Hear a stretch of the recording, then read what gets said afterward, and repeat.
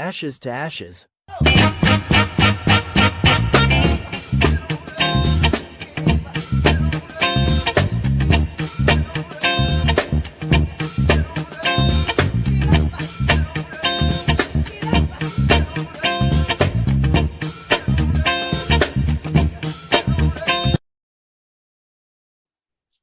Hello, and welcome to Death Do Us Part, the podcast. What's up? We're here. We are definitely here. It's another week that we made it out the chat. We made it out the chat, brother. We made it.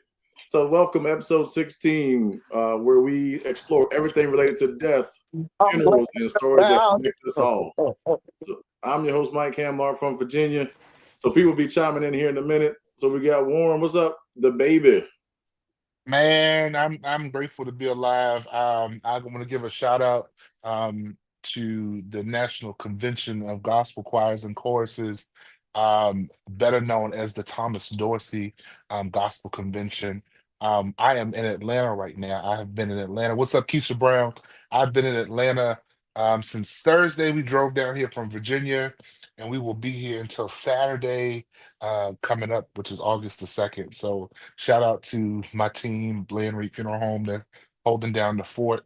But NCGCC, it's been a great week so far of worship, and it's just going to be an amazing time this week. So I'm looking forward to being with them. But also, I could not take a Monday away from 2 Up, 2 Down, my Till Death Do Us Part family. So it's going to be an amazing show. That's right. We got some good stuff for you today. But we got our man from Texas, Adrian Turner. What's up, the man? What up? Listen, man, we are here. We are excited. If you don't know, we dedicated, y'all. We are here. We just need y'all to come in with us. Keep sharing, keep interacting, keep joining us. I'm actually DJing a big symposium convention right now. So I'm actually outside as well. But listen, y'all, it's in us. We just want y'all to be about us. So we locked and loaded. Let's get this thing popping. All right, we got the man out there in Texas, DJ, doing what he does, DJ Magic.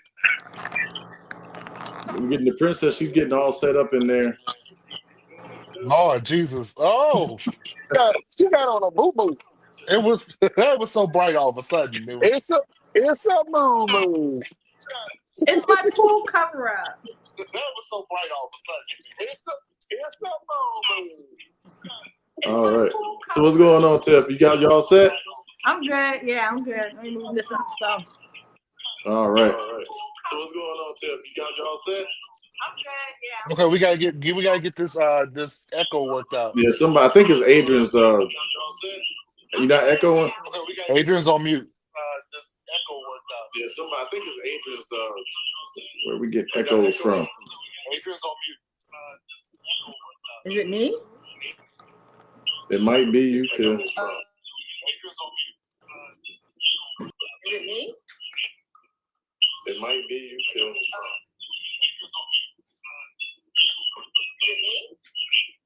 How about now?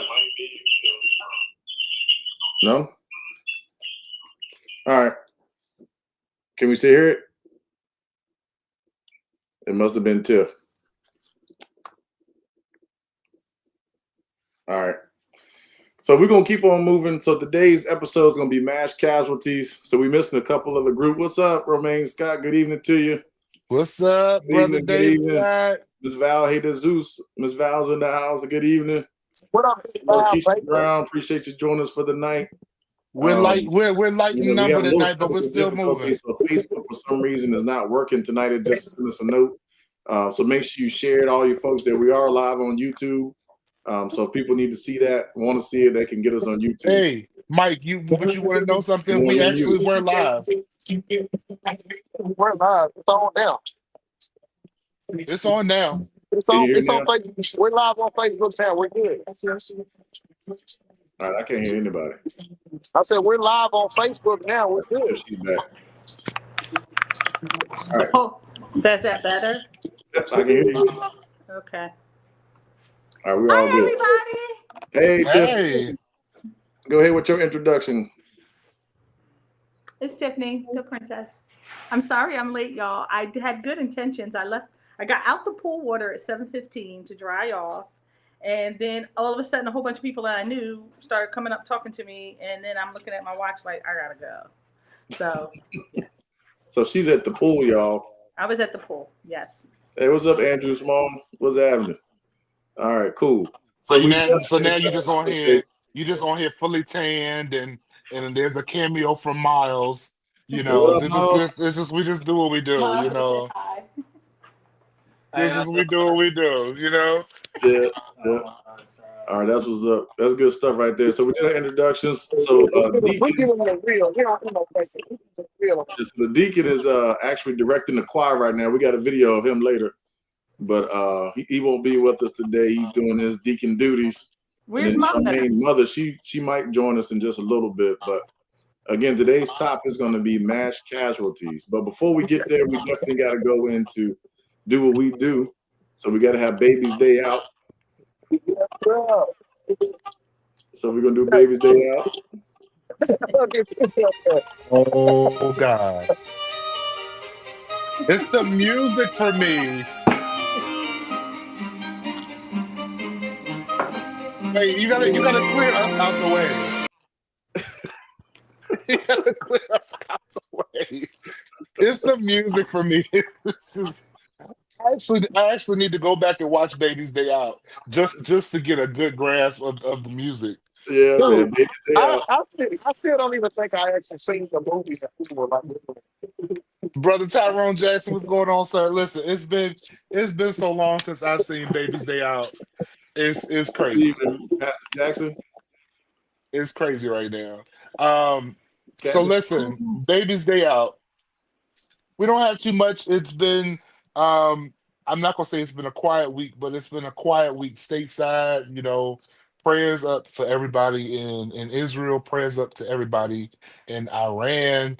Man, what can you say? They've been fighting for centuries, and it's it is what it is. But when you got families and kids that are being starved intentionally, that kind of takes precedent over whether our president is on the Epstein list or not.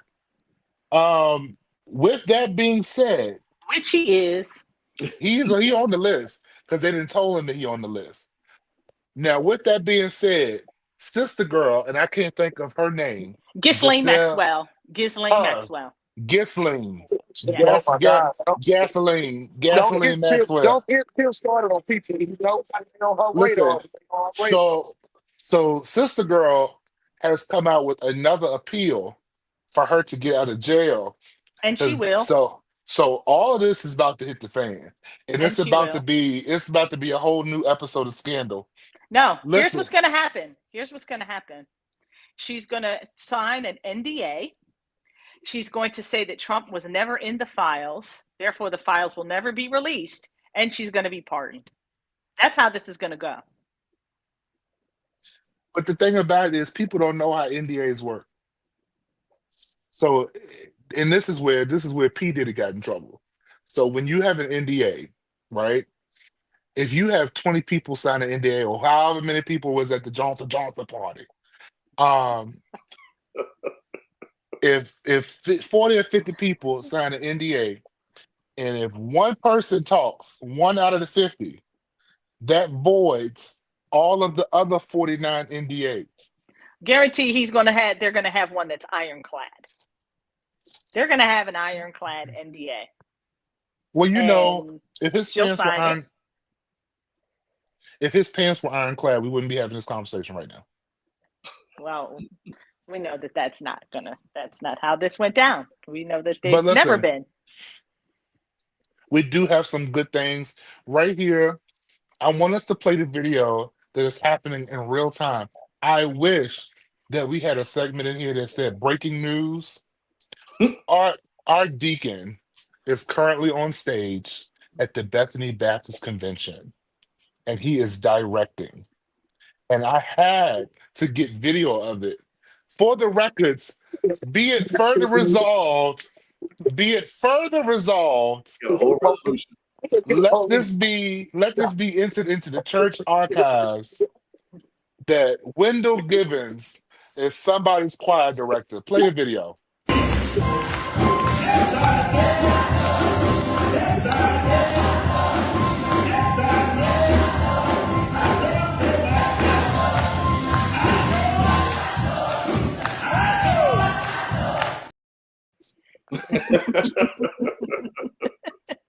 And sway, he got the sway going. See, he up and getting it.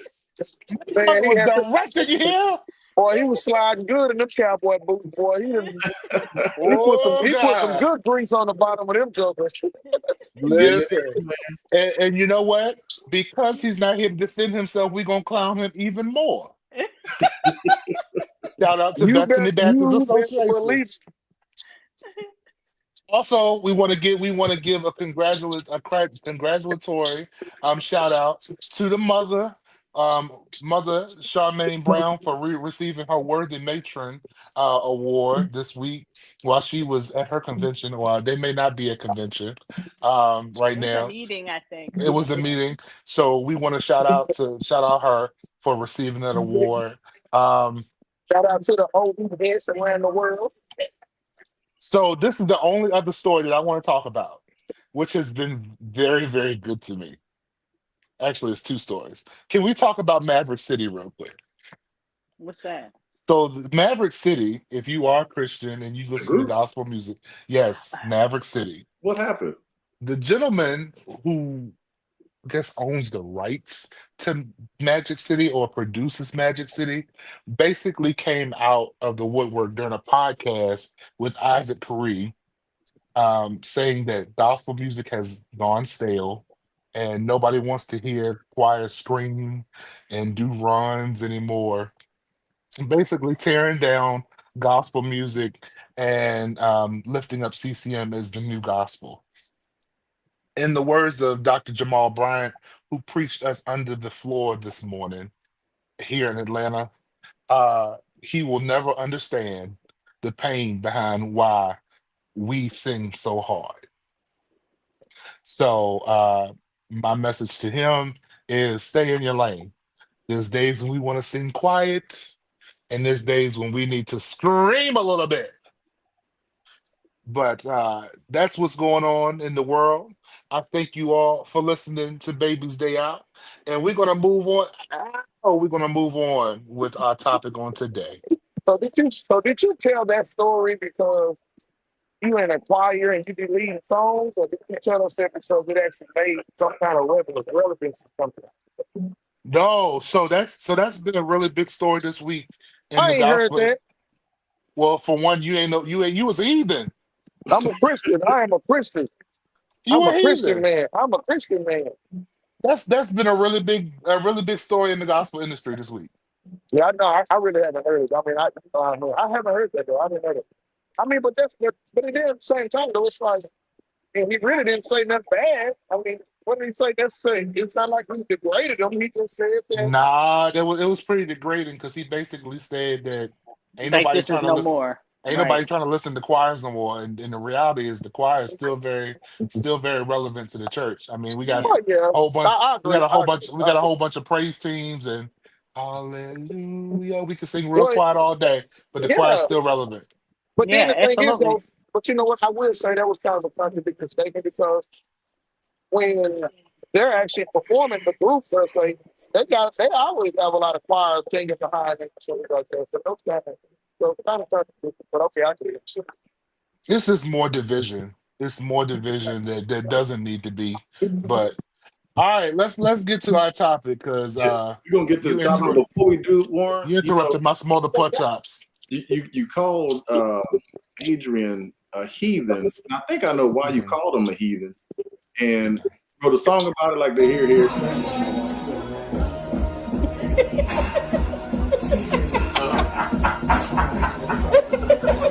Get it, cut, cut.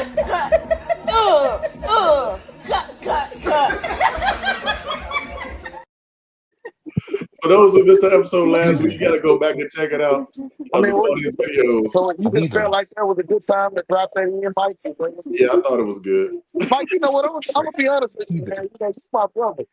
You know, but I've been noticing her in the last couple of weeks. You know, you've been doing some TV and stuff here lately. You know, I just want you to know I've been paying attention to this here. Paying You attention. know, He said, yeah, y'all ain't gonna call him quiet. yeah, Warren is a bad influence on me. That's what it is. Please don't nobody hit that link. I don't know who that is, but please don't hit that link. I don't know whose link that is. Can you erase? I don't know if we can erase that comment or not. It has been deleted. So yeah, it's gone. Speaking of, what's up, Byron? Common Mobile Notary. What up, B? What up, big? Keisha Brown said, "Great dancing." Listen. Thank you, Keisha. Keisha, you know I used to be a Tippendale dancer back in the day. Oh, Woo, child. here we go. Y'all was All right.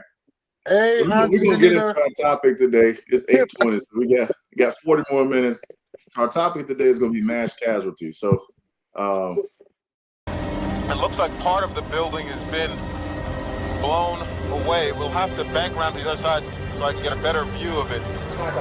6 years since the Columbine High School shooting. The gunman murdered 13 people that day. To think that it was a lone gunman who, while we had been earlier told was in custody, is now.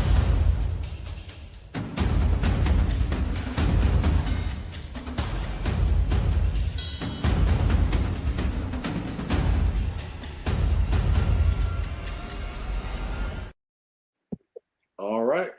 Great video, Warren. So mass casualties. So the one thing people often forget about is what happens to folks after these tragic events, right? So we're going to talk about it a little bit from the funeral home perspective on mass casualties. So the first one I think we all knew. I think most of us were. Adrian, go on mute. Who's on mute? Oh, got it. Here we go. I think most of us know about Columbine. It happened on April the 20th, 1999. Where there was an assailant that killed 12 students and a teacher at Columbine High School in Littleton, Colorado. That make you feel old. It make you feel really old. It does. I remember that we were in high school, or I was in high school, and that was like the first wave of that act in a school without the safety, right? Mm-hmm. So all those folks that passed away in that town, what happened to them after they died, and what funeral home can manage that many people at one time? And it's a whole lot. So I'm just want to put it out there. So what happens on the mass casualty when that happens? What do you do? So, brother, before we move forward in that, then I think now would be a good time to drop our disclaimer. Let's drop the disclaimer. So these views are only ours. There are not anybody else's, no firms. This is just a podcast of the individuals. So just us here are the ones that are using this, for this purpose. All right. So we got the disclosure out there. Bring your comments in there, and we can get it done. Hey, there's my wife. There's a Katina. Michael said, "What is going on?" That's my daughter. So I think the most Danita Dupee. I think the most important thing is we kind of have to take a step back at each individual case. Mm-hmm. So what happens when somebody drowns local? What happens to somebody if they get shot local? They go to the ME's office. They go for autopsies. Somebody might ask the question of, well, why do they need to autopsy somebody if they died in a mass shooting?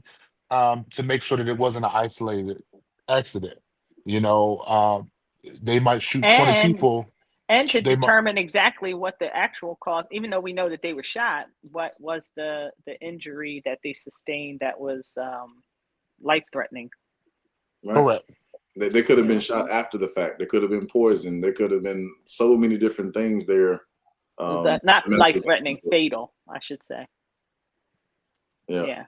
So the medical examiners is brought in to do the autopsy so that you can determine if it was gunshot to the heart or gunshot to the lung or, to the chest or shoulder, instead of it just being, because they've got to determine it. There's got to be a cause of death. So that would be their purpose. Sometimes they determine. Yeah. So the thing to think about too is you think about in a small town. Y'all don't got them death calls unknown. No, well, we can't get unknowns. They won't accept it. Yeah. They won't accept unknowns in Virginia, and they don't accept cardiac arrest. Right. Everybody's heart stops beating at some point. Right. So they want to know why. Yeah. They accept that in Texas? Really? That's crazy.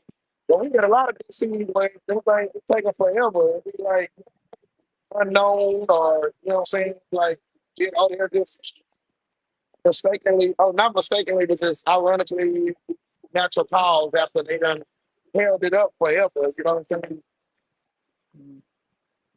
Yeah, no, not around these parts. Yeah, not here. Unknown doesn't work. Can't use it. So But so yeah, you just imagine now you have in the case of the Pulse nightclub shooting that happened in Orlando, Florida, at the LGBT, the gay club, and I want to say they were 19 or 20, it might have been more. I don't have it right in front of me. Each one of those people have to be collected. They have to be autopsied. That's 30 different death certificates. That's 30 different coroner's reports. And then that's before they even get dispersed yeah, to the funeral homes that the families choose. So that's happening literally in every single mass casualty case when it's a shooting like that or when it's an event like that. But I want to bring a question to the table in the cases where, let's go to 9/11, where in a lot of those cases um, you recovered body parts. yeah. Well, we had one that was from 9/11. It literally was an arm, bone, and a femur. But the mom wanted it casketed, and we had a closed casket funeral. Like it So was, that becomes part of the mental at that point. yeah, it was. Like I know, and I won't say I've had small experience in handling a large mass kind of situation where a few years back here in Philly, there was a family that was in a house fire, and it was 13 of them that perished in the fire. And as an organization, our state organization took over and handled the funeral for all 13, as opposed to it being, individual funeral homes here and there. We just collectively, as an association, did the 13. And that was a lot of work. It was a lot of work getting venue, making sure that you had a space that could properly hold 13 caskets of different sizes, and conducting a funeral, and then trying to find a cemetery that could accommodate a burial that could take care of all 13. So we have a good relationship with a cemetery, a local cemetery that gave us a good price to be able to bury all 13 together. And it was just a lot. It's a lot of work. It's a lot mentally. It's a lot physically. It's a lot emotionally. Just it takes a toll on you just having to do that for that many people at one time. It's a lot. Yeah. And I think let's talk about the family's perspective, because like Warren touched on it. So most families think when a person passes away or dies, they come straight to the funeral home, right? So in these cases, we know they go straight to the medical examiner's office. Now, depending on your locality, you may have a transportation service that has a contract with that locality, or, like Adrian, he probably has contracts in Texas where he'll pick up for, whatever company or however that goes. If you want to talk about that part of it, Adrian, just how does that work? So families kind of understand it's not necessarily the XYZ funeral home, but it may be the contracted transportation company. So that's actually ironic. And then, like I say, due to the fact that today is our subject, because I actually got a call today from a mother. Thank you, Keisha. From a mother I whose knew it was an son, odd number. yeah, from a mother whose son was murdered here in Texas, but they're still in Illinois. And so, nevertheless, she was trying to call to try to figure out, well, who do I try to get another copy of this piece of paper, that piece of paper?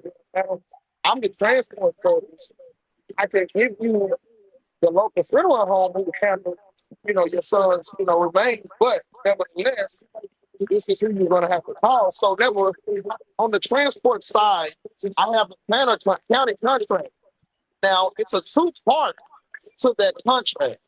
There may be at some time where if someone commits suicide, I'll pick the decedent up and yes, they automatically go to the medical examiner's office.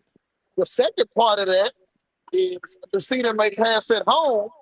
The county calls me again to pick up that decedent, but I'll have to hold it at my storage facility and refrigerate it because they can't get in contact with any family, so therefore they don't want to house them. So that's this kind of new thing that they're doing now, to where if they don't have a contact with a family member or next of kin, they won't house it. Whatever transport service that they have on contract, we have to have storage, we have to have refrigeration, because they won't necessarily house these unclaimed decedents, you know what I'm saying, until whenever. Then if nobody ever claims them, then of course it's a state cremation. So yeah.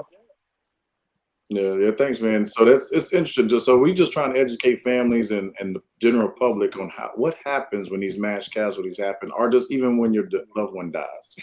It's a sticky subject. It's a sticky subject, and I'll say, I thank God for small things, because Adrian, go on mute. I thank God for small things. That they become big things, because I remember. Well, I actually don't remember, but my mom tells the story pretty often. Back in '92 or '93, somewhere in there, she was dating a guy, and that gentleman lived in Oklahoma, and she was with the federal government. So Yes, she 92. would have been. Well, that was '95, and that could have been before me.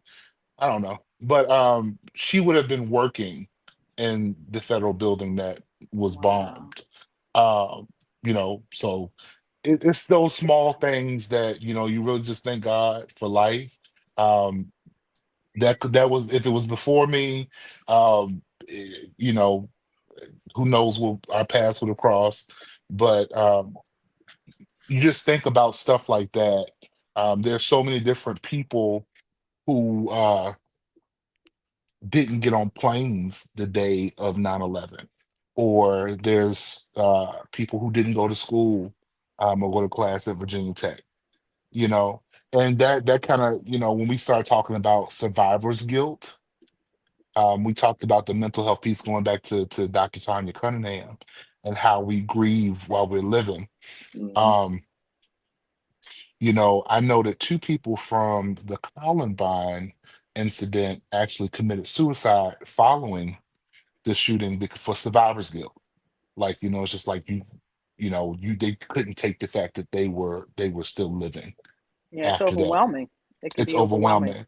And But you you deal need with good that after therapy. you need good therapy, but you deal with that after accidents, you deal with that after everything. You think about the gentleman who was the sole survivor in the plane crash a few months ago. Like, the mental capacity to handle that, like, you are one in It was like hundred and 300 some. people on board You of that know, plane. Yeah, that's crazy. you're the one person that made it out of that plane alive. Yeah. Yeah.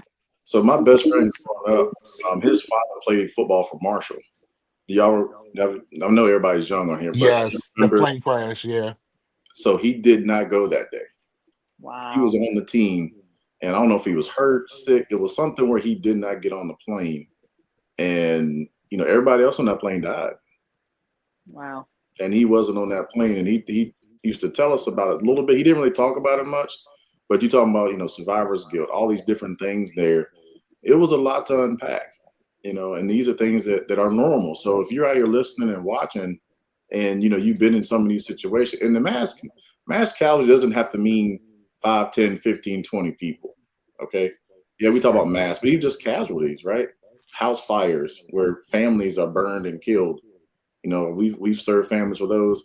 You mentioned Virginia Tech. I'm in Roanoke, Virginia. Virginia Tech, it was in Blacksburg. Blacksburg is 30, 45 minutes from me. So when those, was it 32 people died? You know, that was April 16, 2007. 32 professors and students died that one day.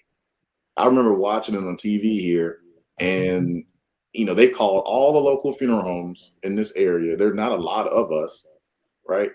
And asked, are you prepared? Do you have air trays? Do you have combos? You know, will your prep room hold 5 or more people? You know, these are things that we as funeral professionals probably don't think about till it happens. So even after that, we used to have drills in our area. You know, the governor at the time decided, hey, we need to talk about this. Get prepared in case this happens. So we're dealing with a few of those cases. But, you know, those kids, students were from all over the country, all over the world.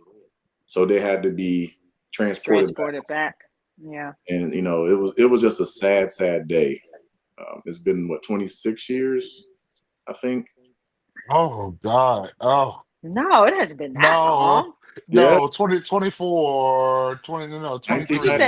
This is 2025. 22.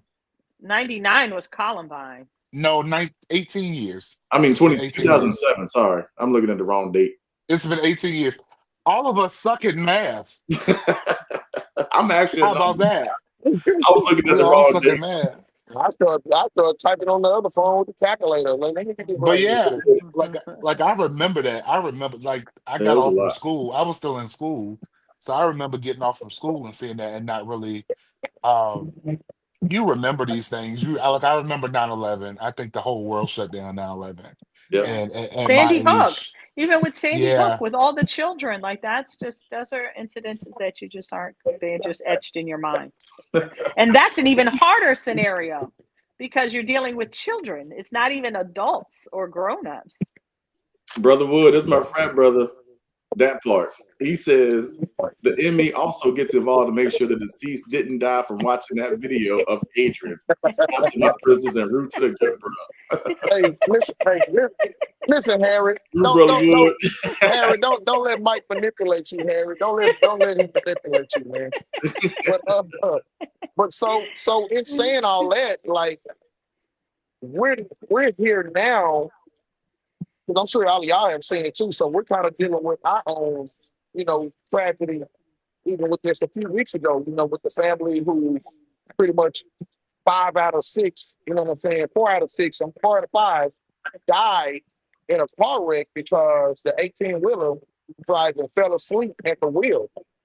And literally the mom, the dad, the son, and the grandfather and the granddaughter were all in the car together. And everyone passed away except for the granddaughter. Mm. Everyone passed away. Their service is actually going to be this weekend because they wanted to hold out for the young lady to be, to a certain degree, well enough or, you know, strength enough to be able to, you know, be at the services. And so, yeah, we're dealing with our own little self tragedy again because that thing went viral across the world about that. And so it's just like, it was crazy. I think the grandfather, if I'm not mistaken, I could be wrong, but I believe the grandfather, he's already been cremated because I think that was a decision that he wanted. But the father, the mother, and the son, their services will be this week. Yeah. It's crazy. But let me tell you something. So that is one thing that I just cannot. Burn victims, I cannot handle. Yeah. It's a smell that you never forget. And it's a smell that you never forget. Hawaii, right?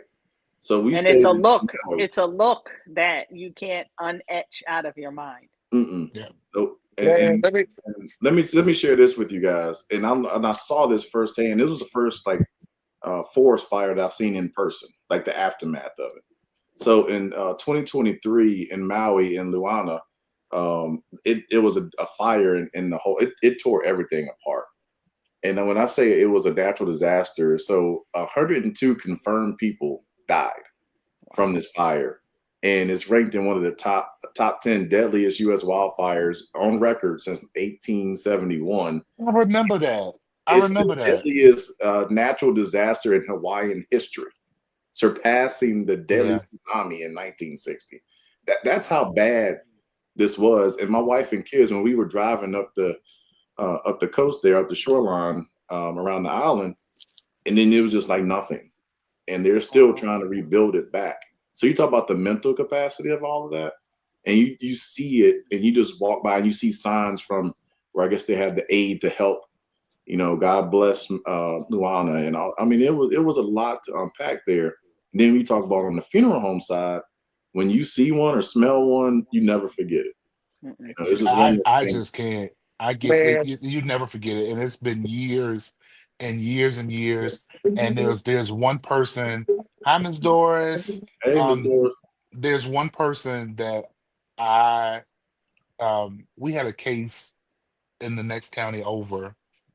I remember getting off the bus, and neither my mom or the young lady who worked at the funeral home, the whole team was gone, and they were gone for multiple hours. Come to find out, a truck had hit a little car, and it was a man, his girlfriend, and their child. Um, Now, your prayer is, of course, that the three of them were killed instantly. Instant, yeah. But of course, the car was burned to a crisp. Um, and it's just like the mental that it takes to do our job, to be able to do the physical portion of this, and then have to come back and, okay, who's the next of kin for this person? Who's the next of kin for that person? All right, who signs this? Because you think about that small child, technically her two next of kins died with her. Right. All right, so who's this child? And they were not married. So who's this child's next of kin? Who's going to sign? Who's going to make these arrangements? Who's going to kind of cover this arrangement? Because you got to wait for the car insurance. You got to wait for all of those different things. And when you talk a mass casualty, multiply that by 20. It's not just about the going to get them. Because if you step outside the seat of the actual funeral director, you think about the corner in some of these places. You think about going in the Texas floods that just happened in that county, that one corner, or the medical examiner's office there, having to declare this space as, okay, this is our makeshift morgue.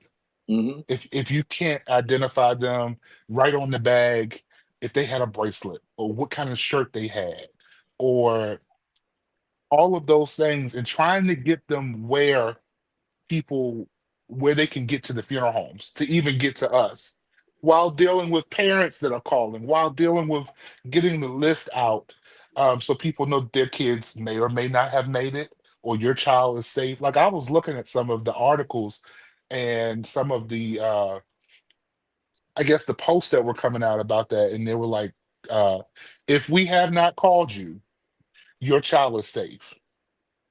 Well, go ahead. Well, that's a good segue. Here's a question for Adrian. So Keisha Brown says, Adrian, so how was it handled in Texas for those victims of the floods this month, since there were so many casualties? So Warren, yeah, that's pretty much what my brother just got saying. Like, that area pretty much was just made. That was the board. People had to literally come. Hey, you know this person, you know that person. From that point, funeral homes were called to come and pick the decedents up from the scene, versus all of them being taken to as an ME office. In that area, it's only one ME office. They can only house so much. You know what I mean? And so just like during the COVID year, I don't know how it did in some of my people's areas, but like a lot of our ME offices had to bring in refrigerated trailers to be able to house all the different decedents, because these in-house, in-building coolers, refrigerations, can only hold so much. You may get a 50 person, you may get 100 person. I think 100 person is about the biggest, right? I'm thinking as for the refrigeration. That's probably about the biggest he can get. And so after that, I mean, you know, it's what it is. And so, yeah. And then also, if I can just piggyback, just real quick off the whole burn victim situation, again, you know, me being a transport service here, I literally have had to go to scenes where there's been a car wreck or accident, and the decedent literally on fire, smoking. And once they do these so-called scans, once they finish that scan, guess who has to go in? The transporter. Well, why don't they go to the medical examiner? Why doesn't the morgue take them? Hold on, listen. That's what I'm saying, Tiff. I have the county contract. So yeah, so therefore I am the morgue, you know, to a certain extent. I am in the office. So I have to go in and literally slid this still smoking, literally. Smoke was still coming from this decedent's body as I was sliding him out of the driver's seat to get him down to the ground to put him inside of the gurney. I literally, no lie, I literally went inside. It was a Whataburger directly across the streets. I literally went inside the Whataburger and asked for 2 buckets of ice. I put a layer on the bottom of the bag. Then we put the decedent on the ice.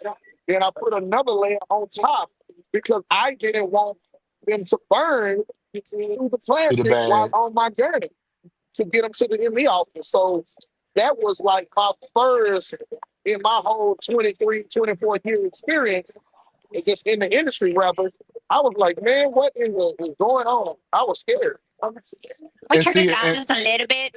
Yeah, thank you. Yeah, please turn it down. Please turn the music down. Right. It's a little loud.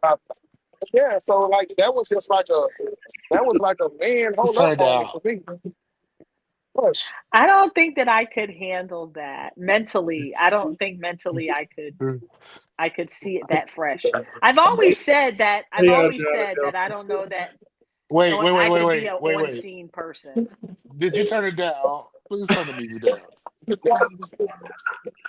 I think we got a first. This dude is DJing an event on the podcast, y'all. Y'all have multitasker. Hey, we do. We get the people the real. We don't do no faking around here. Listen, but you don't see Tiffany in smaller areas. We are the transport. The everything. I guess I'm happy to be in Philly. Listen, because if you die on the side of the road, they're gonna call a funeral home. They put us in rotation. And then we have to wait for the medical examiner's office to release them from your place. No, they have to release them from the location. Yeah. Because if the person has a car accident and we go to retrieve that person, and the medical says, no, I didn't brought to us, we have to take them directly to the medical examiner's office. Or they'll send a local ME to the funeral home to do it. But that's mostly in toxicology cases or cases where obviously the accident was the source. There's no suspected foul play. But yeah, we're the ones that normally have to go in. No, I'm grateful for that. I've always said I don't know how I would handle being that fresh on the scene. I don't know how I'd handle that. Yeah, it's fresh. We used to be the transport service too here in our area. Listen, you have no idea how, like, mentally, like, I mean, we all in the industry, of course, us and of course our other colleagues around, we all have to be mentally, like, strong to, especially in bombers, or especially like, you know. I mean, there are things, but there are things that I've seen. There are things that I've seen once it's in the morgue, and it's still a wreck. Oh yeah, for sure. I can handle that, but I think it's something about it still being where it occurred. And I don't know that mentally I can wrap my head around that. Yeah, well, I mean, it'll mess you up. Think about going to a murder scene where somebody went in there and shot everybody up. Somebody shot somebody with a shotgun to the face, and then you have to go pick up the pieces there. And that's what we used to do. Now they have contracts, but we as the funeral home, I remember that. We used to go, and I've been on those house calls where, I mean, he just went in there and shot everybody up, or she went in there and shot everybody up, and the next thing you know, here we are. So I don't even want to talk about some of the house calls. I won't even bring up some of those, dude, because I'll say this and just to make it real PG-13. I have never in my life, until I started my transport service, and I got my county contracts and started, helping with the county, removals. Dude, I've never seen so many slip and fall fatalities in my life. Wow. Like in the bathroom, in the kitchen, literally. And everybody ain't old. Everybody ain't on no bikinis or none of that. Like they in the shower, slip, boom. They get out the shower, slip, boom. I mean, it's like these are situations I've seen. So yeah, it's like That's my prayer. That's my prayer. I said, Lord, please don't take me while I'm on the toilet. And please don't let me fall between the toilet and the tub. Lord, please don't never have to fail. call me. Lord, I don't want to be in Virginia. But if that happens, Lord, I don't never want to smell. Hey, don't do too much. Just go turn the people music down. Don't do too much. It never fails. It never fails. Like literally, if somebody passes away in the bathroom, they will normally fall between the tub and the toilet. They stuck in there. Like, and we went to a call where it was one of my employees went with me, and the lady she fell down between the toilet and the tub, and she was obviously there for a minute. She was there for a minute. Mm-hmm. And it was one of those calls where we had to kind of keep taking a step back, like, okay, we're going to have to handle this because the smell was like very putrid. We're going to take this, and where there wasn't no menthol or mint you could put in the mask, it was legit. It was rough. Yeah. So we got her up, and my employee slipped and ended up in the tub. Mm-hmm. And on blood? He slipped on blood. Mm-hmm. And the person that we were trying to lift ended up on top of him. Oh God. I'm done. Tub. I'm out. I'm never coming back to the business again. I'm done. I'm out. I can't do that. I just can't. That first of all, me and the police officer were literally like, oh my God. It was just like he handled it like a pro. He did not freak out, but it was one of those cases, and the bathroom was probably the size of this laptop I'm on. And it was just like all of us couldn't get in there at one time, which is why we were trying to navigate getting her into the hallway. But man, my first day, once me and my wife got together, we headed to the ME's office. We went to the movies, and that's how I knew she was the one. I was gonna say that had to be the reason to know. That's how I knew she was the one. Like, we went to the movie theaters, and the movie theater. That's hilarious. I got a call because the guy had taken a suicide, had taken a shot to the chest, and she was like, "Are you gonna? Is everything okay?" I said, "No, we gotta go." And we had to go get him, and I was like, "You want to ride with me to the medical center? I gotta go to Richmond." And she rode with me, and she kept me up in the car while we rode. It was like we got back like 2:00 in the morning. I was like, "Oh, I'm gonna put a ring on it." Oh, I'm gonna put a ring on it. Man, let me tell y'all this story. I won't call it a funny story. I won't call it a funny story. But I will tell the story. Just hear it and receive it because I what it was. So I was on a death call. It was a house call. And we got to the house. Of course, police was on the scene. We can't hear you, Adrian. You can't? I can't hear you. Got my headphones up. You can hear me, Joker. So the music was too loud. Music was too loud. Go ahead. So listen. So no, we got to the scene. Police was there. There was about 15, 20 family members there. Well, Chris. The decedent was in the bed, laying on her side.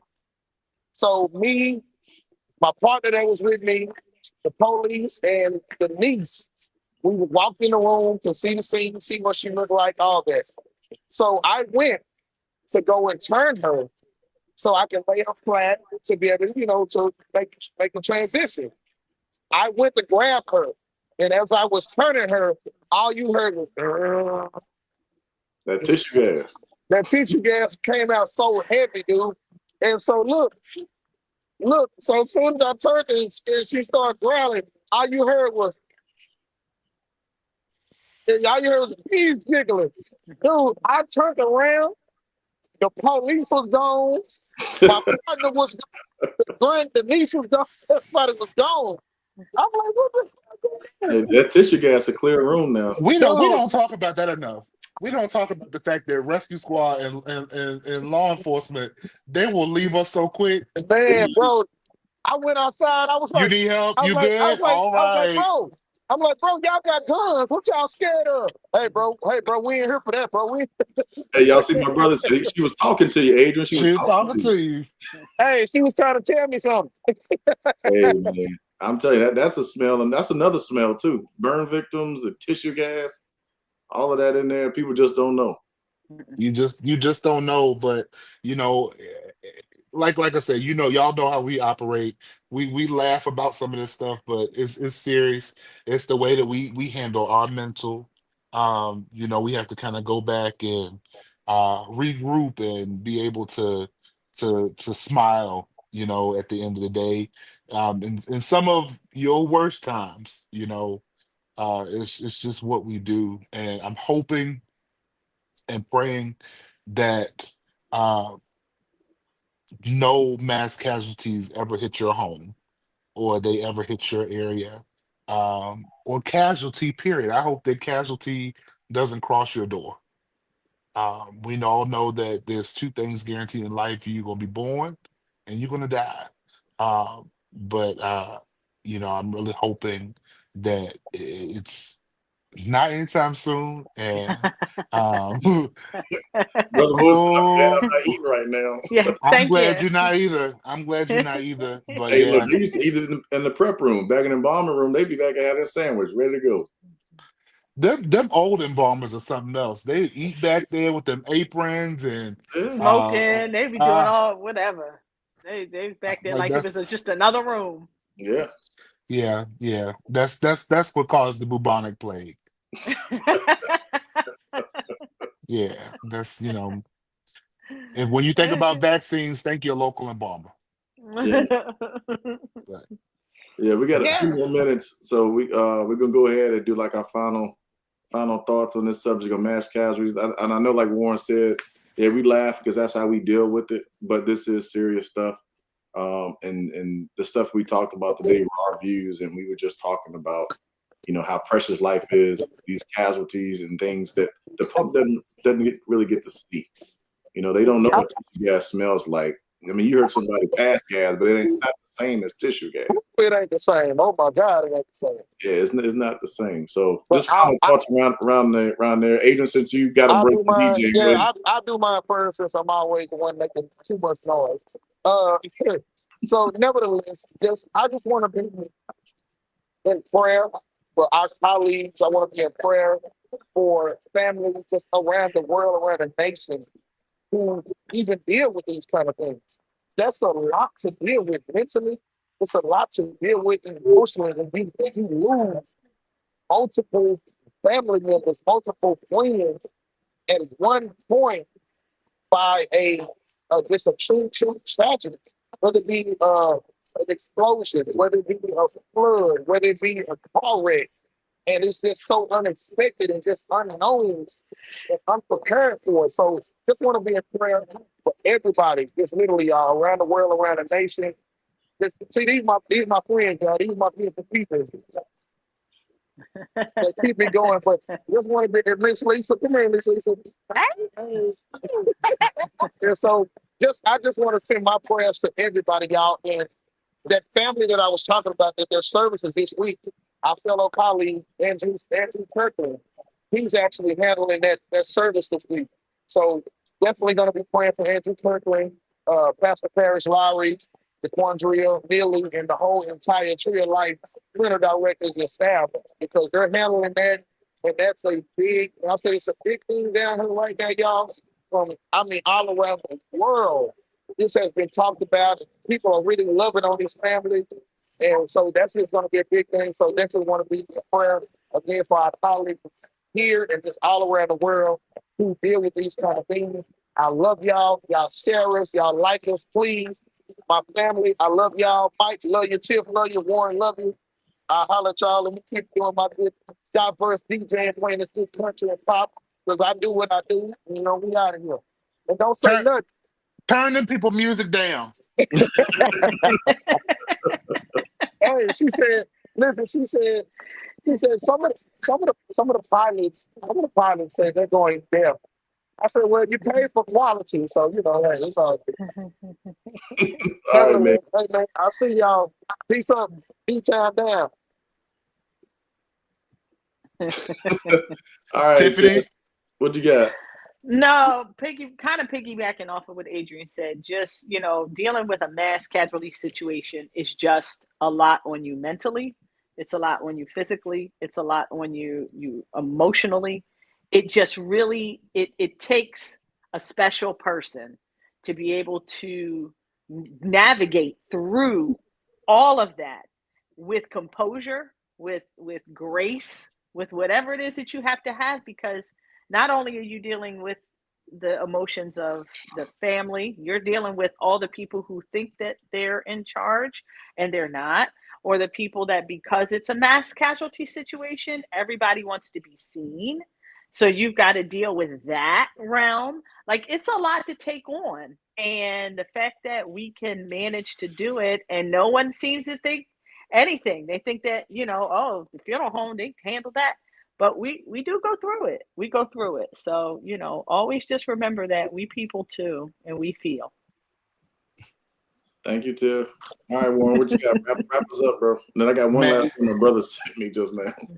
Man, I tell you something. I think that the biggest part of this whole mass casualty piece is the fact that the biggest difficulty is not being able to get answers out fast enough. Not being able to get information out fast enough, because we can't crank out what we don't know. So it's important as families, if you're under the sound of my voice, as businesses under the sound of my voice, have some type of plan in place, whether it be an evacuation plan, a fire plan. Have these things in place. My family, one thing that we're going to do is we're going to put together a fire plan. We live in a 3-level townhouse, and I talked to one of my neighbors, and it's just like, hey, we just got to have this together, because I just want to make sure that my family is safe. But also, we talk about the fires in Altadena and in California. Not waiting until the last minute to make it out. Make sure you have your access to communication. Life is too precious and it is very short. Again, I want to shout out the National Convention of Gospel Choirs and Choruses. I'm here in Atlanta. But they also had me do their memorial video for them for their consecration service today. And literally, I started off that video with 16 people. And by the time it went out there, we added 2 while we were already here. So life is too precious. It's very short. But we just have to take every day in stride and pray that God keeps us on going. But I know next week is going to be amazing. Next week's going to be amazing, man. Thanks for sharing that. I got one thing I'm going to tell you. My brother just sent me a text. He said, everybody always want to say, how did he die? Oh my God. How did he die? Guess what the answer is? I don't know. On top of me. On top of me. For those who know what that's from, go on and put it in the comments, and we're going to see y'all next week. Hey, we appreciate y'all Hey, tuning in and next everything. week is gonna be amazing. It's gonna be amazing. Y'all gotta get in there. All right. Hey, This appreciate actually flows into next week because we're dealing with mass casualty this week, but we're gonna be talking about cultures next week, different cultures, different burial practices, and we got a special guest with us next week. It's gonna be amazing. Just wait. Yeah. And to find out who it's gonna be, you gotta tune in. Hey, Yeah, the whole crew, we appreciate y'all. We see y'all next week.